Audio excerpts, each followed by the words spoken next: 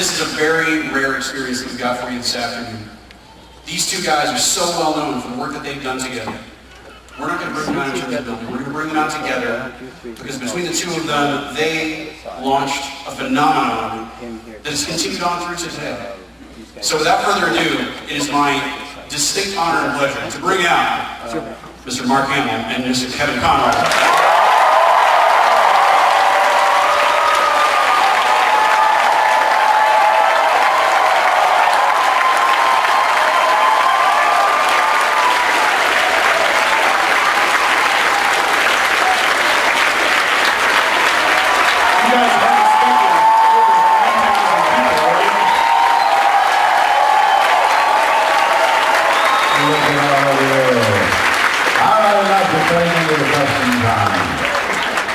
This is incredible. I had no idea there would be this many people. I am vengeance.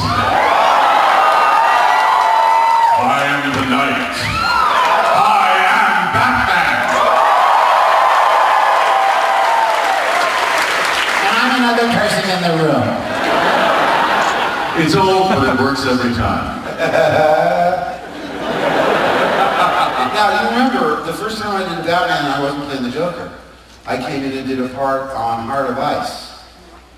The Mr. Freeze. The Mr. Freeze. I played Ferris Boyle, the guy that shoved Mr. Freeze into the solution.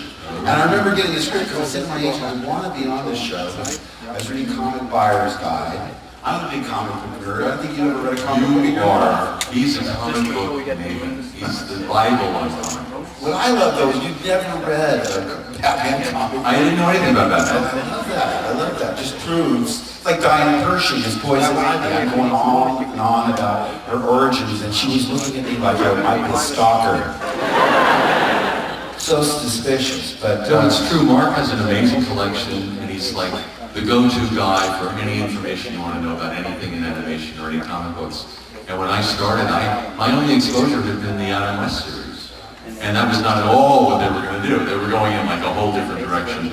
And Mark, you were the source of a lot of the material that I would get, and the backstory stuff. I knew they were going to go for that sweet spot where it was intelligently written and appealed to children, but was also entertaining for older audiences. And I started reading who they were putting together and said, oh, I got to get on the show. They said their source, what they were emulating were the Max Fleischer Superman theatrical cartoons of the 40s.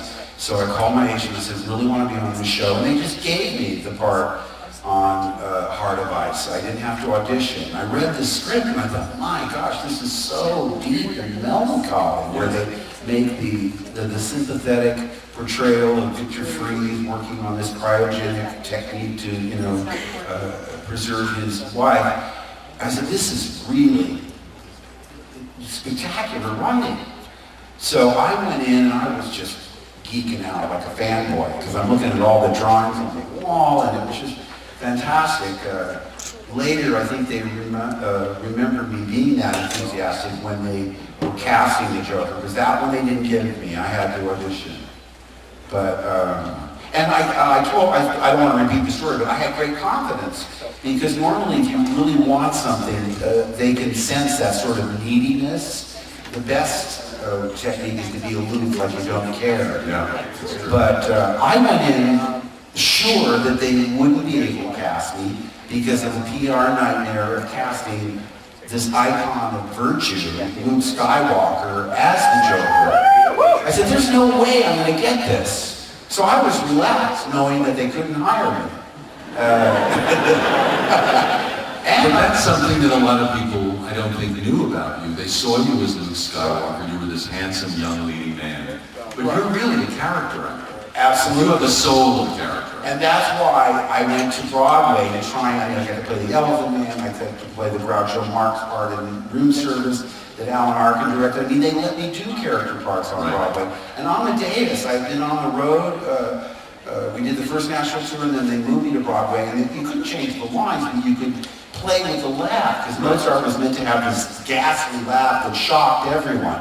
So I really played around with that. I had an arsenal of laughs by the time I auditioned for the Joker. And later I asked Andrea Romano, or Bruce, I forget who it was, what did get me this part? Years later.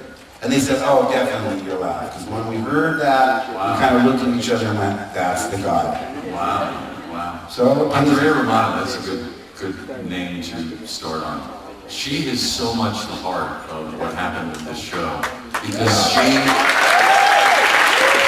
And with a shelf full of Emmys to prove it. What? With a shelf full of Emmys to prove it? Yeah, she's got like 7 or 8 or 9 Emmys. But she started out, a lot of people don't realize, she went to school in Binghamton, New York, or somewhere up in the snow country. And she majored in theater. And she wanted to be an actress. But it just didn't work out. So she got into casting. And then from casting, she segued into animation direction. So when she approaches actors, she respects actors. She likes actors. And you'd be amazed the number of people in the business who don't like actors. They resent us. You know, you know what I mean? They don't, Yeah, I don't much like actors myself. Yeah. But so she loves you. She knows you. She wants you to be good. And she knows how to talk in your language. Right. And she casts actors that want to work with other actors. She casts people who want to play together. Yeah. So she puts these wonderful actors together. And speaking of playing together, I did the first few episodes that were already completed because they changed their mind about the actor who was playing the Joker. So the actor originally recorded those first few episodes. I had to dub to his pre-existing lip flaps. So by the time I got into work with the cast, I mean, I already done 4 or 5, and I love the way we did it because I got spoiled. I mean, it's not always done this way, but we were all together. Yeah. We did it from start to finish in chronological order. Nowadays, they come in and, you know, record the actors separately. So you don't really get to feel the timing, the rhythms of the other actors, which is a shame. Well, we had the luxury then of everyone being in LA. Right. Everyone's schedules kind of jiving. Right. So we were really recording like radio plays. Yeah. And to be in the booth with Mark is such a treasure. I wish people could see it. Because he literally embodies the Joker. You know, like his mouth and his face and his mind, he's like devouring the microphone. And your opposite come in, you know, you're acting opposite of him and you go, I never saw myself until they did that making of for HBO. oh yeah, the back story, the back scene. Yeah. And they had natural light and the cameras really hid it. And sort of, then when I saw it on TV, I was appalled. I said, oh my God, I look like a maniac. It's because you are the maniac. Yeah. And you know what, I mean, one thing about the Joker, first of all, it's fun to play someone who's completely detached from reality and insane. Because if you're insane, you're unpredictable. And if you're unpredictable, you're never boring. But what I thought was interesting that they used him in such different ways. I mean, in one episode, he might be really sinister and scary. In Harley and Ivy, where it's sort of a takeoff on Thelma and Louise, he's left to be the clueless house husband shuffling around in furry slippers. So he was meant to be foolish. And I mean, every time they used it, it was a little bit different. And what I try and do is pretend like it's the very first time I've ever played it. So, and we've run the gamut, not only from the animated series, but then when they brought us back for the Arkham games, it was it's very exciting because what we thought what we had was a beginning, a middle, and end. And all these years went by, and they did The Batman. I don't, maybe they did, I forget if Brave and the Bold, my chronology might be off, but my point is, I never expected to go back. And one of the great thrills of going back was it was like a reunion of all these people that we got along so great. And Andrea and there's Tim and Paul Dini, who won an Emmy for Art of Ice. All those people came back, and it was a second bite of the apple, which was great. Yeah, it really was great. And now to do something like Killing Joke, which is unlike any of the other ones we did before, it's always a challenge and it's never boring. What TV show are you watching on that end of the room, by the way? Oh, it's us! All right. I thought they were watching ESPN or something. Killing Joke was a very challenging piece. I mean, this is something that people have been asking you guys for years. When are you going to do this? When are we going to do this iconic Batman story? Is this something that either of you were chasing? I think the challenge to doing Killing Joke was, one of the things was, if you want to do a feature-length film of it, it's a very short story. 48 pages. 48 pages. How do you do a feature film out of that? And also, it's so dark. How do you do a PG version? And they just decided, I think, rather than pad it out with filler to make a feature-length film out of it, they would write a prequel to the story. And then once you got in the story, it's very true to the comic. Right. So it's embedded within a larger piece. Yeah, into a larger piece. And they made the larger piece feed that. And then I think they also decided, look, you just have to go for an X rating if you're going to be true to the story. Because it's really rough stuff. Not all animation is for children. I know, 8-year-olds come, I want to see the new Joker. I said, don't you dare. It's creepy. Hi, Johnny. Have you seen Killing Joke? And I had a very unusual experience because they sent me the disc when I was doing episode 8, right? And they said, you have to watch it by such and such a date because you're going to do an interview with some magazine.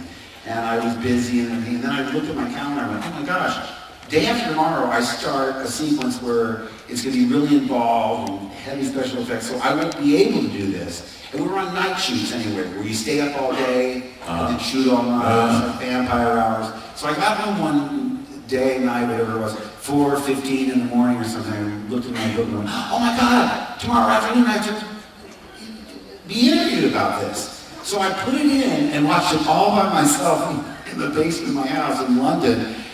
And it just, I don't know. I mean, I can't explain it because when I was doing it, I was into it and I got it. Then a year goes by or whatever when the animation comes back, and I watched it, and it's one thing to be in character and be, to be in the Joker's head. It doesn't seem the same as when you're watching it as Mark Hamill. Right. So I watched this thing, and it just weirded me out totally. I mean, I couldn't figure out what I thought of it. There's an old joke that actors look at the script and go, bullshit, bullshit, my line, bullshit, bullshit, my line. And it's funny because it's true, we do. No, but what I can't believe, I'm watching this thing and I said, did they send me the Batgirl stuff? Because I don't remember reading it that much. I don't think I would flip over. I'd read the whole thing. I think they might have sent me just my pages, but when what happened, I went, huh? How much of the story at the beginning was Batgirl, you mean? Yeah. Yeah, I was kind of shocked at that. I was shocked. And I didn't realize there was going to be that much of it. And I went upstairs, and it was, daylight at that point, and I was lying down, and I was still awake 2 hours later. My wife's going, what's going on? I said, it didn't give me nightmares. It just was so unsettling. I really couldn't sleep. That's why I'm sorry this is the San Diego Comic Con, because I'd love to see it with an audience. I should see it once with, regular people, because by myself it was too bizarre for words. To be fair, I was in the room when you phoned it in Hall H, and the response was enormous. Oh, good. Well, the reaction that was great. before they saw it, though, Yes, right? yes. Okay. Yeah. Was anybody in San Diego?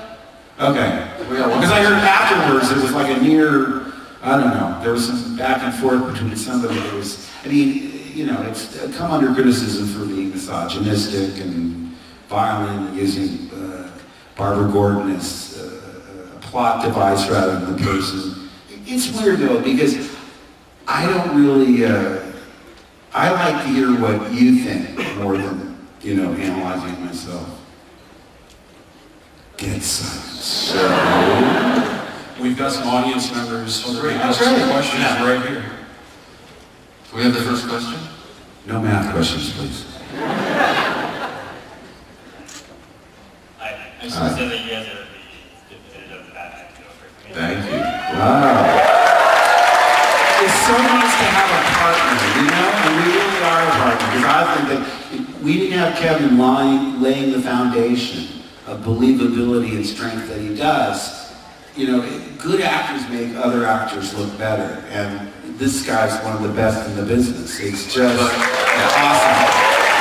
Not only the subtlety of his Bruce Wayne, where he goes up into higher registers, I think is unparalleled. And you know, I remember the first time I went and saw, we were doing the Mr. Freeze episode, and I said, not only a great Batman, but the texture in his voice, it's almost like a good neck massage. It really feels good to hear. Anyway, what's your question?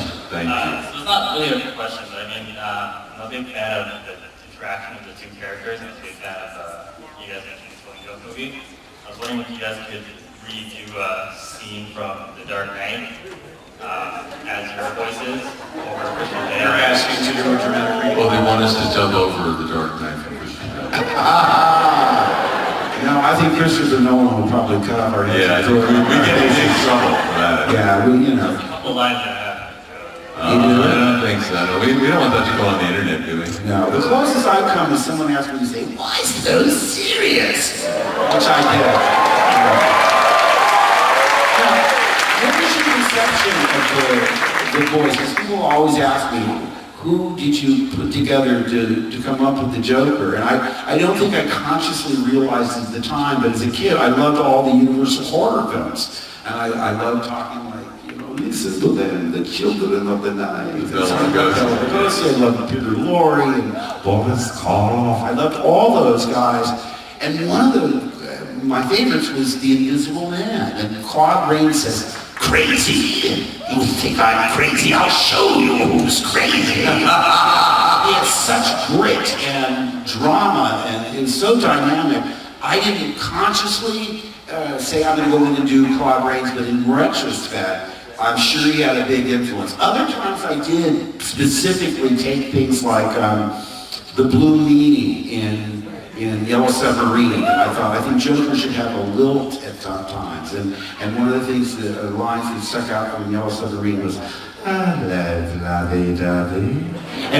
it's creepy in a way, and I like to mix it up as best I can. So even in the actors, that by the time we had been doing it a few years, they'd say, do a Renfield, which is Dwight Fry as Renfield in Dracula.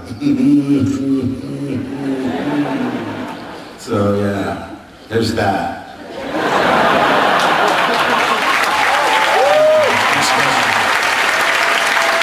There's even a little Dane Edna in the chuckle. All right? Hello, Mark. Welcome to Toronto. Thank you very much for coming here. Thanks for having me. Back in 2005, you played a character in a Japanese video game called Goro Majima that your performance struck me as very similar to the Joker's in the animation. He was very crazy and only perhaps a little more sane than the Joker himself. Did the staff ask you to use your Joker skills, or was that your idea for that game? I wish I could answer that. I have no memory of the game you're talking about. What was it called again? It's called Yakuza. Yakuza, which is like a Japanese mafia, right? Right. Okay. And I was playing a villain, obviously. Yes. I don't know. I mean, sometimes it's hard. I remember one of the things that happened was after Batman, I started, I was type as a cartoon supervillain. Right. So I go in and do like Hobgoblin on Spider-Man, and the difficult thing was to try and make it sound different than I'd be recording, oh, that's a little too close to Joker, can I do it again? But to try and keep what I did for Batman exclusive to Batman. I mean, how many megalomaniacal villains can you do without slipping into Joker territory? It's not easy. Right. Yeah. Would my impression of a line of yours jog your memory? Okay. This is the part where you're supposed to laugh. Laugh, you idiot, laugh! Wow! You're better than I am. Seriously, people come up to me and do Joker all the time, and I've met some remarkably gifted fans that do my voice like, you think, did I record that in frequent blackout periods? It sounds just like that. Yes. All right, I hope I answered your question, which of course I did. Thank you very much. I don't remember that game. All right. It looks like Kal-El himself is asking the I can next see question. that S. I can see that big red S. First, I'd like to say you guys made my childhood. Thank you for that. It's what got me into comic books, and although I love Tim Daly's Superman, you guys are best. So it's all our fault that we wasted his youth. Okay. You did. My question is for Mark. Do you like to play the Joker more, or do you enjoy playing Luke Skywalker more? You must choose. I like him for different reasons. Again, as an actor, you look and you say, why is my character there? What do they need from that character to make the story as good as it can be? And, I think villains are fun because they're so outrageous and you get to do things you would never do in real life. I'm telling you, people that come up to me and want me to do the Joker, it's almost like having a really vicious and malevolent ventriloquist dummy. Because you can insult people and they love it. It's like Don Rickles. I recorded a message for a comedy awards in London that I couldn't go to, and I just said, "All of you sitting on your fat, spotty bottoms." I mean, I was just ripping them. I was really rude and awful. But they give you a pass if you're the Joker. Yeah. They all love, he says they have corpulent behinds. So you can get away with murder.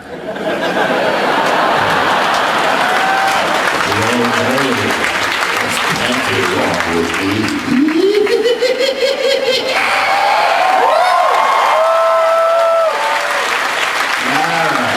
Thanks so much, Mark. And Kevin, your voice is velvety smooth. Oh, Thanks. velvety smooth. Do your Andrea Romano. He would do this once per session. We had to have it. It became sort of like a ritual. It started out just as I was goofing because Batman never kills anybody and no one ever dies in Batman. Everyone gets sent to Arkham. So the way they do that is they have what's called a recovery groan. When you go, so they know that you're still alive. You're not easily killed. So I do a lot of those with recovery groans. So one day, just joking, Andrea loves Batman, the director. So that's why they named Andrea the character in Mask of the Phantasm. It was an homage to Andrea Romano. So one day I had fallen down and I hit the ground and I went,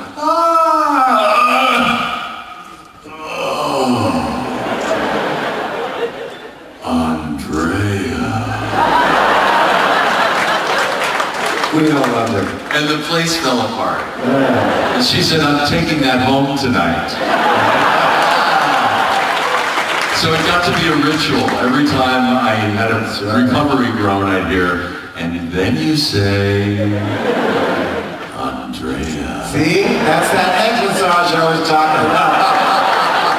And speaking of falling apart, I'll never forget, I think it was Joker's favor.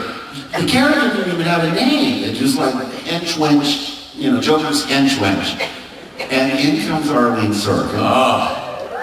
She opens up her mouth and calls me Mr. J. And we just fell about. It was hysterical. It was, it's sort of a little Judy Holiday for Born Yesterday, but that just sweet cluelessness. We just adored her. And of course, we knew before we left that afternoon that they'd have to bring her back. She wasn't named Harley Quinn at the time, but just a remarkable performance. And yeah, just great stuff. Yes. Hi, how's it going? Good. Good. First I want to say, I've been also watching the Universal monster movie, so I understand where you're coming from with your acting. Alright, so given the fact that you've already also done voices for Marvel, like Hobgoblin, like you made mention of, and Wolverine in Wolverine's Revenge, the video game, to shake things up, if both of you guys could play a Marvel character, what character would it be? Well, I am playing Arnim Zola on the Spider-Man. Is it Spider-Man or Avengers? It gets confusing. With animation, not only is it like volume, where you do lots of things, but then it's 9 months to a year before it comes on. They never send you an email saying, oh, and by the way, your episode's on a week from Thursday. It's just like, I forget what I've recorded. I know, it's terrible. We'll have Cartoon Network on. My kids will be in my TV room with the Cartoon Network on. Go, shh, wait a minute. I think I'm the voice of that lobster. What show is this? I happened with Powerpuff Girls. I think I played a cat or something. And I'd forgotten I'd even done it. Yeah, I forget things sometimes. Yeah. I don't know, people ask me what other superhero I would want to do, and I always say, where do you go? No, see, that's it. I mean, where do you go? I got the brass ring, you know, my first try. Absolutely.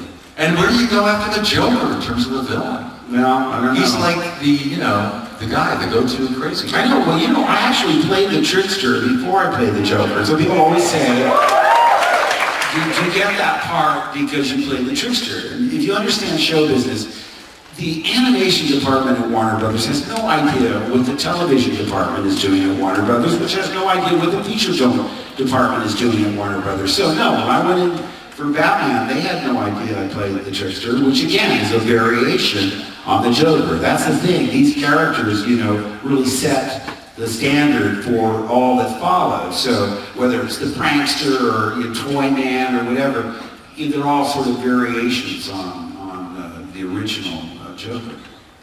I was wondering, could I imitate your voice? What you use from the Wolverine game? Please. I was supposed to thank you or just 1,000 shots.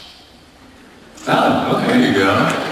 Well, you know what's interesting? The thing about video games is when we read a script for a play or a movie or a television show, you can sort of understand the arc of it and how it's supposed to be paced out. With a video game script, which is about this thick, you record so many variations for how the player's going to play that you just sort of give up. I can't figure them out. Well, The story, because there isn't really a story. Right. But you also want to build you say, well, I'm going to go low here because of this scene, I'm going to really pitch it up high. There you're sort of like turning over the control of your character to the player. So you do 3 variations that are wildly different, either positive, negative, neutral, all those things. So it's like giving the game jigsaw puzzle pieces and letting the player put together their own puzzles. Exactly.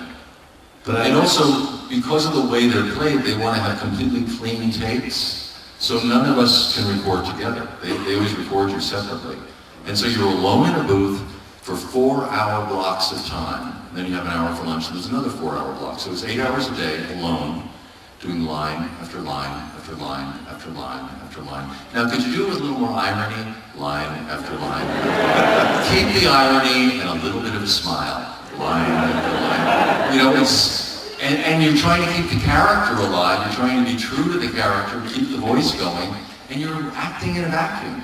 sometimes I say the line before mine out loud to hear it once so I know how to come in. So you know where Well, I can imagine if Kevin were there, and even if it's a character I've never worked with before, just to get the feeling of how it sounds. But yeah, it's a much more technical thing when you're working without other people. I got spoiled on Batman, because I did one animated series when I was a teenager in '72, and then I didn't work in animation for 20 years. And when I did Batman, I thought, oh my God, the scripts are great, the actors are all fantastic, and the directing, it was just a dream come true. Yeah. And I thought all animation's going to be like this.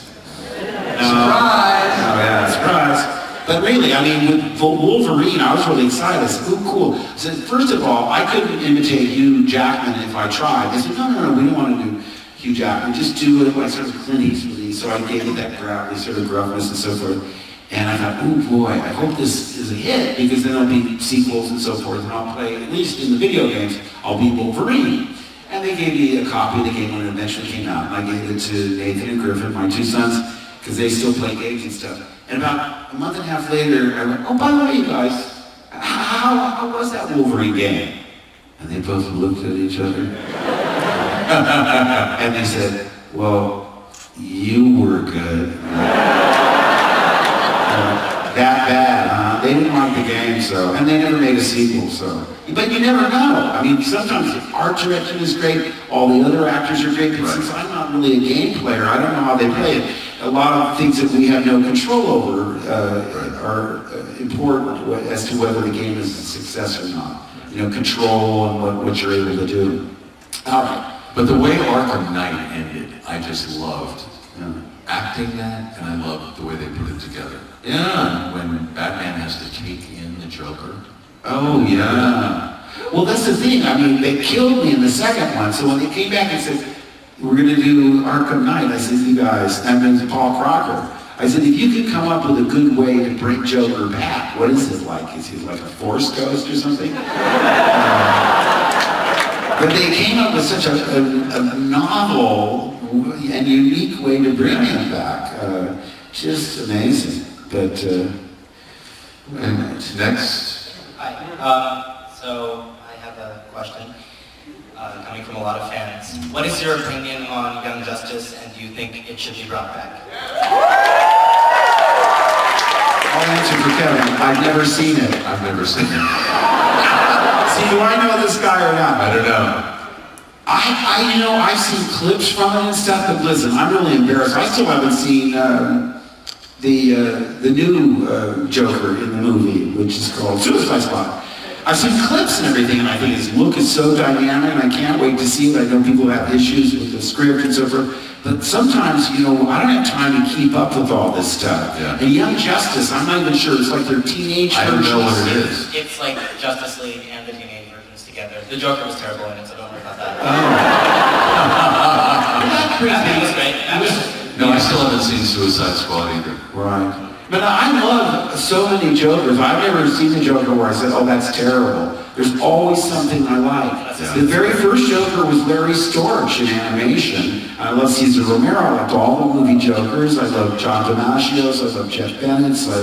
Kevin Michael Richardson. They always think something like with Jeff. I thought, ooh, I wish I got that smarminess to it. Everybody's got their own spin. And since I don't think there's ever going to be a definitive version, it's like a role that's destined to be reinterpreted over and over and over again. That's the one thing I like about what they did with casting all the Batman for the live-action movies, not giving the franchise to one person. So you get to see how all these different actors interpret the character. Because there are always a million ways to interpret a character. Absolutely. Thank you. Thank you.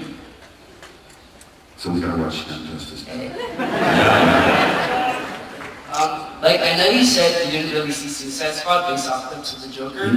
What's your opinion on the Joker? And for you, Kevin, what's your opinion on Ben Affleck's Batman specifically, and you, Jared Leto's? Like positive, negative? I like Ben Affleck a lot. I think he's terrific. He's great.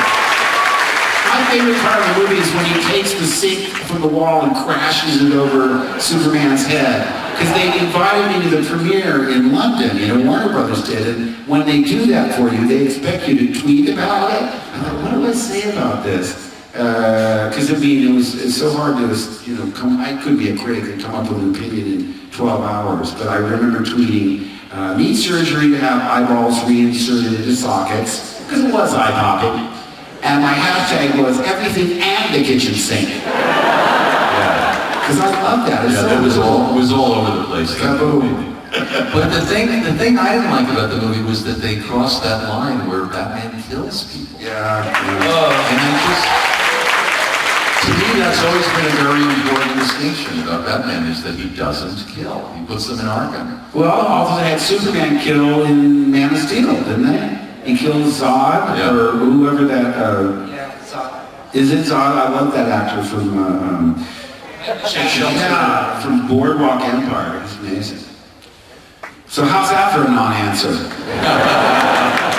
We can talk around anything. I loved it, and I haven't seen it. Gentlemen, it's a pleasure to welcome you to Toronto. Thank you very much. Thank you. By the way, everyone in Toronto has been unbelievable. The fans, I have to tell you, that whole Canada Nice thing, it's very much alive here. Amazing. Everyone's been great. The nicest people. And a pretty cool prime minister, too. Yeah. Just before I ask my question, I want to say very quickly that it is an honor and a pleasure to speak to the hero, the man who created the hero of the greatest story ever told. Part of that summer changed my life.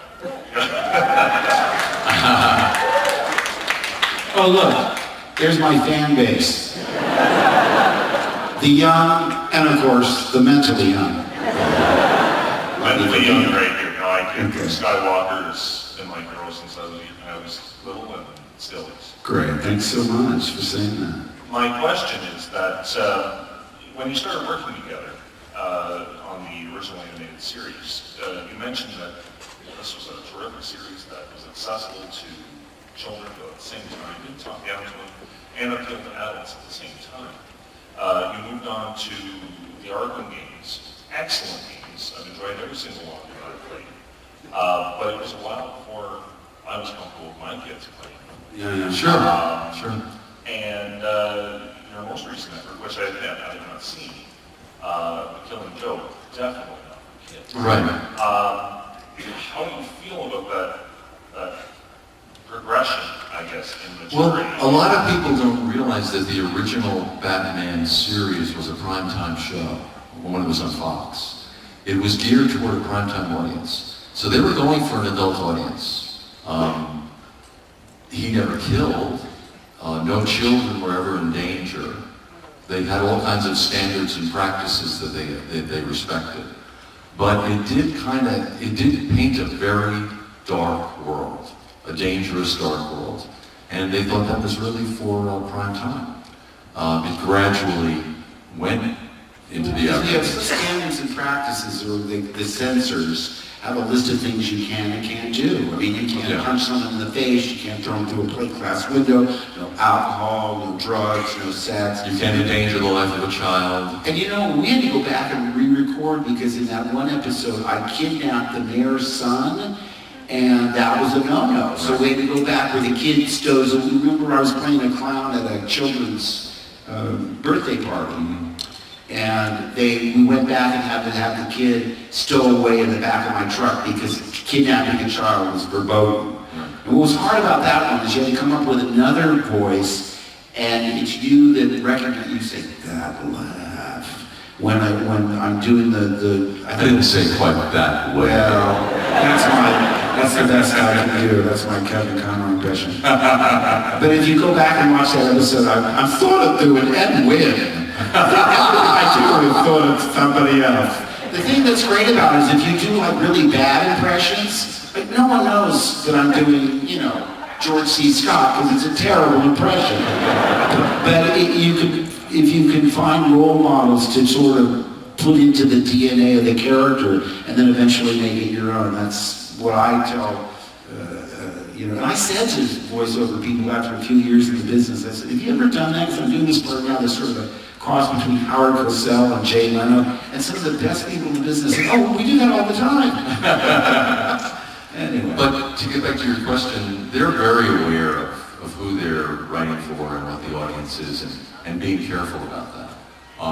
But they decided with The Killing Joke that you couldn't tell that story in a PG way and be true to the story. They just decided this is an adult show. So not all animation is for children. And that's also, as the industry evolved, animation became a much bigger thing. There's a huge adult audience now. There's a whole primetime world on Fox, especially with Family Guy and stuff. Some of that humor's not right for kids. Yeah, and I look at it as sort of like the difference between a graphic novel and something that really is aimed at a younger audience. So, I mean, if you're careful, if you're a good parent, you'll just steer the kids away from the stuff that's not appropriate.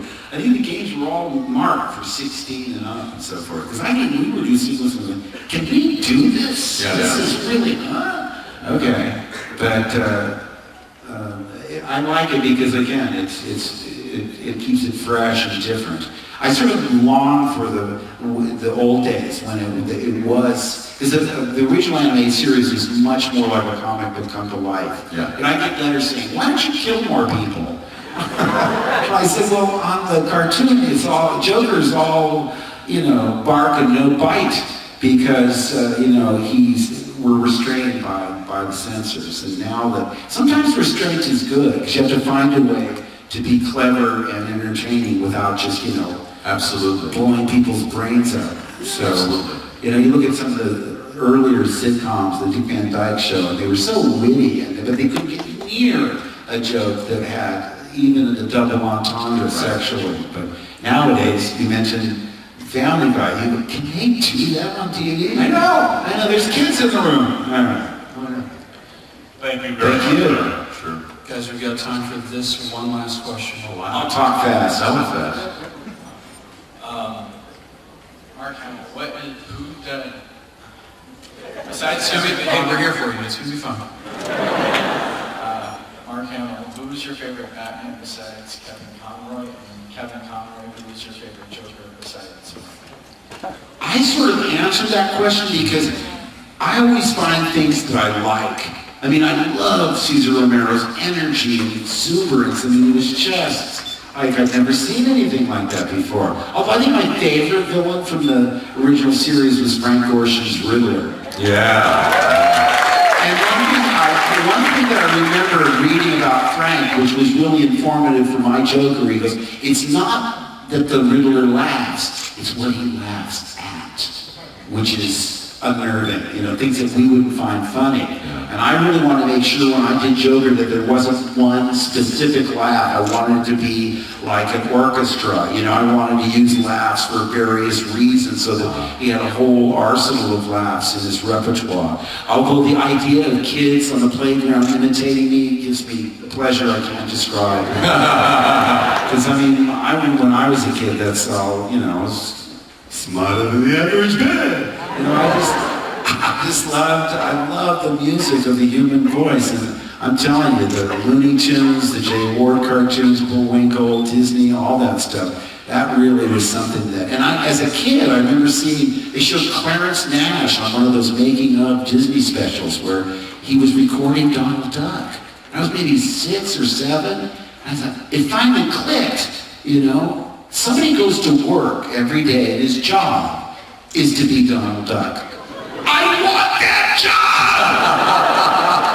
No, I couldn't get it. I do a terrible job.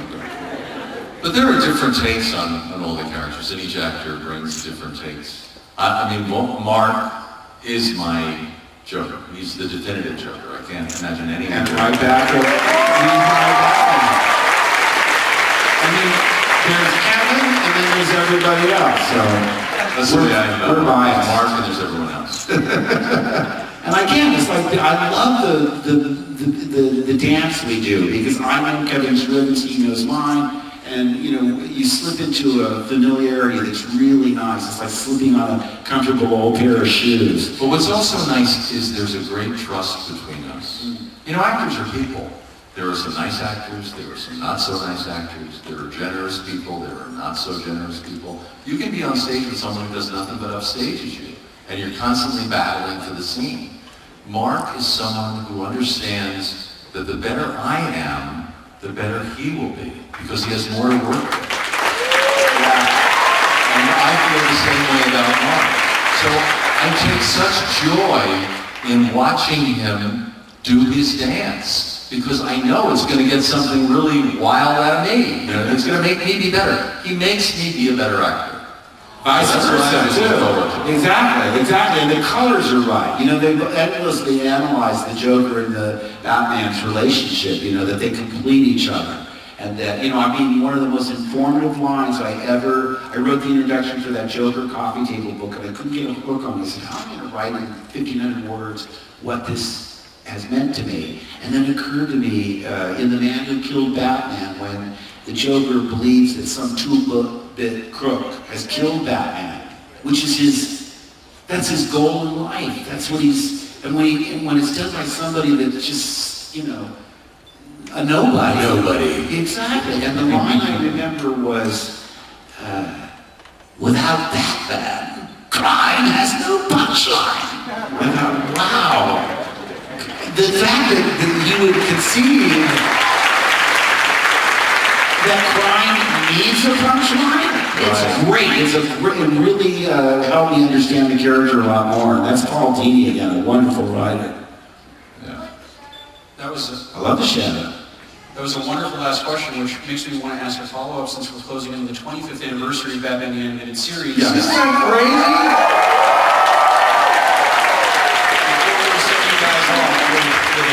Heroes farewell. Are you guys done with these parts? Have you done everything there is to do with them? Do you want to keep playing these movies? Batman's been around since 1939, and they haven't run out of ideas yet, so I think there's a lot of mileage left in the characters. And, you know, I remember when I thought I was leaving, everybody later, I said, don't ever announce that you're leaving, because everyone said, well, why are you? Or, I thought I had ended the run, and I just, you know, tweeted about how great it was and what an experience. I'm really going to miss being the pilot of that crazy car. What would you think about doing Hush? What would you think about doing A Death in the Family? You know what's ironic is that a lot of times, like when we did Mask the Phantasm, I remember the executive saw it about 9 months into production and said, this should be a feature. Yeah. And they threw us an extra $1 million, which we had to put in the end and opening credits, because the bulk of the movie had been finished. They had that same second thoughts about Killing Joke. They thought, oh, let's put it in the theaters. Yeah. And I thought, you know, if you guys did this from the get-go, said we're going to do this as a feature, and really give it a feature budget and so forth. The irony, of course, is that your part would be Ben Affleck's part would be Jared Leto. Yeah, they wouldn't. So be careful what you wish for. All right. Anybody else? That's it. That's it. Thank you. It's been fun.